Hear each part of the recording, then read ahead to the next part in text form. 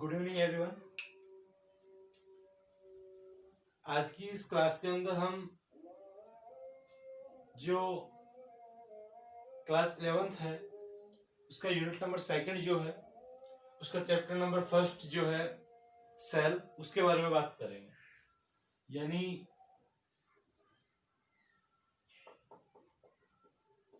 Class 11th का chapter number 1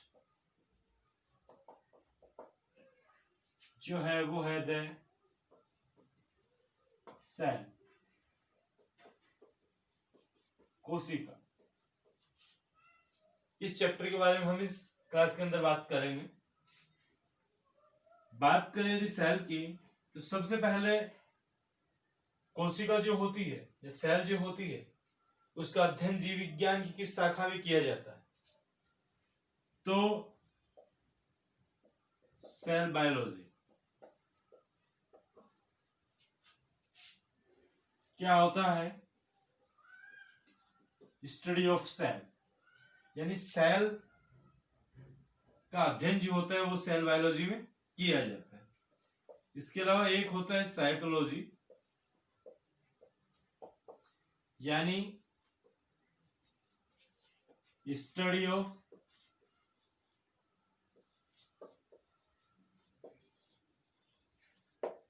cell structure. कोशिका की संरचना का अध्ययन जो है वो किसमें किया जाता है? साइटोलॉजी में किया जाता है। हम बात करने जा रहे हैं कोशिका की, सेल की। सबसे पहले सेल की पूरी स्टडी जो होती है वो सेल बायोलॉजी में की जाती है, और सेल की संरचना का यदि अध्ययन करना हो तो वो साइटोलॉजी में किया जाता है। उसके बाद बात करते हैं सेल, डिस्कवरी ऑफ सेल।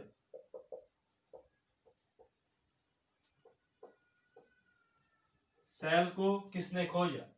तो सेल के बारे में रॉबर्ट हुक ने 1665 में बताया था। रॉबर्ट हुक ने जो प्लांट कोर्क होती है उसके अंदर सबसे पहली बार खुद का एक माइक्रोस्कोप बनाया उन्होंने। इस माइक्रोस्कोप को बना के अपने खुद ने माइक्रोस्कोप बनाया। उस माइक्रोस्कोप में इन्होंने प्लांट की कोर्क को देखा तो इसमें इनको कुछ छिद्रनुमा स्ट्रक्चर दिखाई दी। कुछ छिद्रनुमा क्या दी? ऐसी एक स्ट्रक्चर दिखाई दी। जैसे मधुमक्खी का छत्ता होता है वैसे उनको क्या दिखाई दी? एक स्ट्रक्चर दिखाई दी। ये जो स्ट्रक्चर के अंदर जो वैक्यूल बने हुए हैं इनको इन्होंने सेलुला कहा, जो बाद में चेंज होके सेल में कन्वर्ट हो गया। ये जो इन्होंने प्लांट कोर्क में जो सेलुलाज को देखा था वो डेड सेल्स थी, यानी मृत कोशिकाओं का जनक जो है वो रॉबर्ट हुक को कहा जाता है। इसके अलावा जीवित कोशिकाओं के बारे में एंटोनी वॉन ल्यूएनहॉक ने बताया। लिविंग सेल्स की यदि बात करें तो लिविंग सेल्स के बारे में एंटोनी वॉन ल्यूएनहॉक ने किसके बारे में बताया? जीवित कोशिकाओं के बारे में बताया। इसके बाद हम बात करते हैं कि कोशिका से रिलेटेड बहुत सारे क्या दिए गए? थ्योरी दी गई, बहुत सारे सिद्धांत दिए गए। यदि हम बात करते हैं तो दो साइंटिस्ट थे, मैथ्यूस स्लाइडेन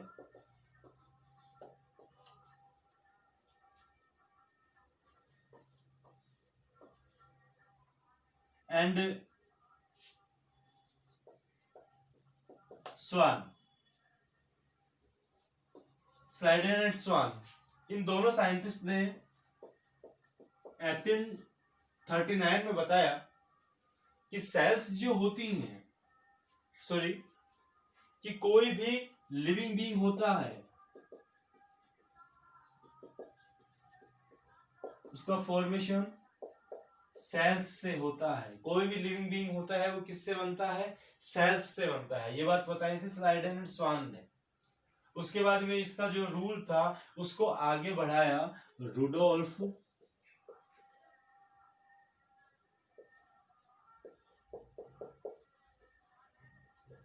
विर्चो ने। इसको आगे किसने बढ़ाया?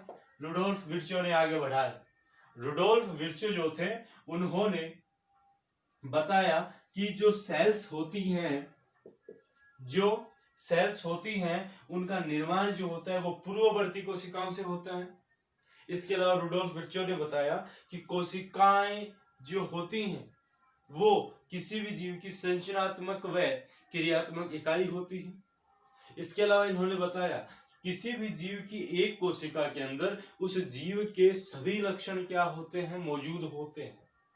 तो ऐसी ही जो इन्होंने बातें बता के इन्होंने क्या दी? सेल थ्योरी दी। क्या दी? सेल थ्योरी दी। तो सेल थ्योरी किसने दी? रुडोल्फ विर्चो ने क्या दी? सेल थ्योरी दी। इस बात को आप ध्यान रखोगे नॉर्मली। ये एक बेसिक नॉलेज हो गया। उसके बाद सेल बेस्ड जो लिविंग बीइंग होते हैं वो 2 टाइप के होते हैं। एक यूनिसेलुलर होता है, एक मल्टीसेलुलर होता है। यदि हम यूनिसेलुलर की हम बात करते हैं तो जिसके अंदर सिंगल सेल पाई जाती है वो यूनिसेलुलर होता है, और जिसके अंदर एक से ज्यादा सेल्स पाई जाती है वो मल्टीसेलुलर होता है। सिंगल सेलुलर की एग्जांपल की बात करें तो एमीबा होता है, पैरामीशियम होता है, यूग्लिना होता है। और यदि मल्टीसेलुलर यदि हम बात करें तो इसके अंदर हम देख लेते हैं कि मल्टीसेलुलर के अंदर अपने एनिमल्स आ गए, प्लांट्स आ गए, ये किस पे आ जाते हैं? मल्टी सेलुलर पे आ जाते हैं। ठीक है। उसके बाद हम देखो इसी चैप्टर के अंदर देखते हैं कि कोशिकाएं जो होती हैं वो 2 टाइप की होती हैं। एक प्रोकैरियोटिक सेल होती है, एक यूकैरियोटिक सेल होती है। इसके अलावा जो सेल्स होती हैं वो प्लांट्स के अंदर जो सेल्स पाई जाती है वो प्लांट सेल होती हैं, और जो एनिमल्स के अंदर जो सेल पाई जाती है वो एनिमल सेल होती है। ठीक है।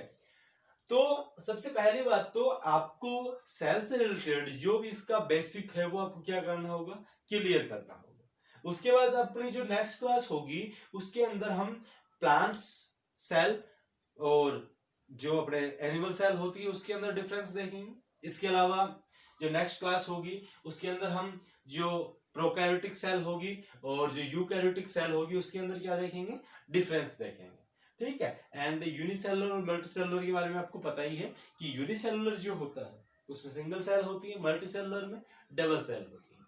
ठीक है। इसके अलावा इस क्लास के अंदर हमने क्या पढ़ा है? इस क्लास के अंदर हमने सेल थ्योरी के बारे में बात की है।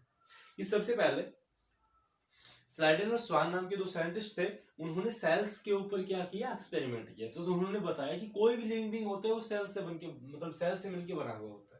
इसके बाद इनका जो दिया हुआ ये रूल था इसको आगे जो बढ़ाने का काम किया वो रुडोल्फ विर्चो ने किया। फिर रुडोल्फ विर्चो ने सेल थ्योरी दी, और सेल थ्योरी के अंदर बहुत सी चीजें बताई कि यह जीव की संरचनात्मक और क्रियात्मक इकाई होती है। इसके अलावा जो सेल होती है, कोशिका होती है, वो मतलब कि किसी भी जीव की जो कोशिका होती है उसको एक ही कोशिका में उस जीव के सारे लक्षण क्या होते हैं? विद्यमान होते हैं।